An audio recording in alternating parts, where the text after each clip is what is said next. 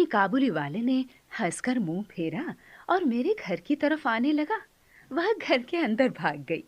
उसके मन में डर बैठा हुआ था कि काबुली वाला बच्चों को पकड़कर अपनी बड़ी सी झोली में डाल लेता है। काबुली वाला आकर मुस्कुराता हुआ मुझे सलाम करके खड़ा हो गया। मिनी की आवाज पर वह आया था, इसलिए मैंने उससे कुछ मेवे खरीदे। उसकी बातों से पता चला कि उसका नाम रहमत था। मिनी का डर दूर करने के विचार से मैंने उसे भीतर से बुलवा लिया। काबुली वाला झोली के अंदर से कुछ सूखे मेवे निकालकर मिनी को देने लगा, पर वह किसी तरह भी उन्हें लेने को राजी नहीं हुई। दुगने डर से मेरे घुटने से सटकर मेरे पैरों से लिपट गई। इस घटना के कुछ बाद एक दिन मैं किसी आवश्यक कार्य से बाहर जा रहा था। देखा कि दरवाजे के बाहर बेंच पर बैठी हुई मिनी काबुली वाले से हंस-हंस कर बातें कर रही थी। काबुली वाला उसके पास बैठकर बड़े ध्यान से उसकी बक-बक सुन रहा था। पिता के बाद शायद यह पहला व्यक्ति था जो इतने ध्यान से उसकी बक-बक सुन रहा था। मिनी को उसने ढेर सारे मेवे दे रखे थे। मैंने रहमत को अठन्नी देते हुए कहा, आगे से इसे मेवा मत देना।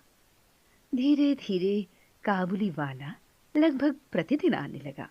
अपनी मीठी मीठी बातों से और पिस्ता बादाम देकर उसने मिनी के नन्हे से दिल का विश्वास पा लिया था। वे आपस में दोस्त बन गए थे। दोनों में कुछ बंधी हुई बातें और हंसी मजाक चलते। रहमत मिनी से कहता, मिनी, तुम क्या ससुराल कभी नहीं जाओगी? मिनी उलट कर पूछती, तुम ससुराल जाओगे क्या? रहमत घूंसा दिखाकर कहता, मैं तो ससुर को खूब मारूंगा। और मिनी खूब हंसती। प्रतिवर्ष माघ के महीने में रहमत अपने देश चला जाता। इस वक्त वह अपना सारा समय उधार का रुपया वसूल करने में जुटा रहता, किंतु फिर भी वह मिनी से मिलता अवश्य रहता था।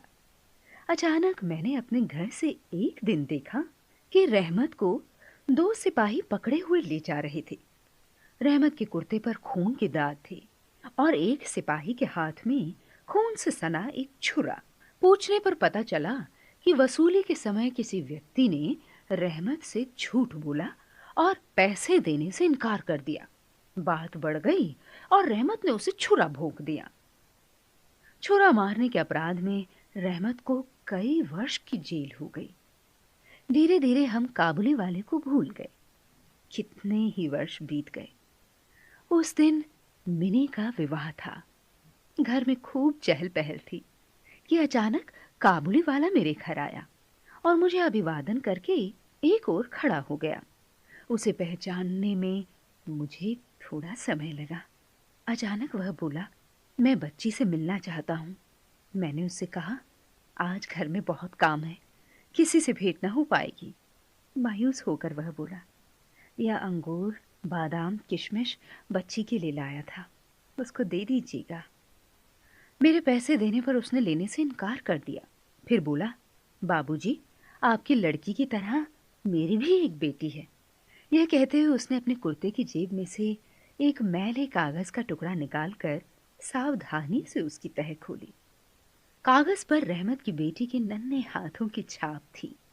अपनी बेटी की इसी याद को सीने से लगाए रहमत कलकत्ता की गलियों में सौदा बेचा करता था। यह देखकर मेरा दिल भर आया। मैंने उसी समय मिनी को भीतर से बुलाया। शादी की लाल साड़ी पहने, माथे पर चंदन लगाए, बहु वेश में मिनी लज्जा से मेरे पास आकर खड़ी हो गई। रहमत उसे देख सकपका गया। मुन्नी, ससुराल जा रही है क्या? मिनी अब ससुराल का अर्थ समझती थी, इसलिए शर्मा गई। वह अंदर चली गई। मैंने एक नोट निकालकर रहमत को देते हुए कहा, रहमत, जाओ, तुम भी अपनी लड़की के पास अपने देश चले जाओ। तुम्हारी बेटी भी अब बड़ी हो गई होगी, उसकी भी शादी करनी है ना?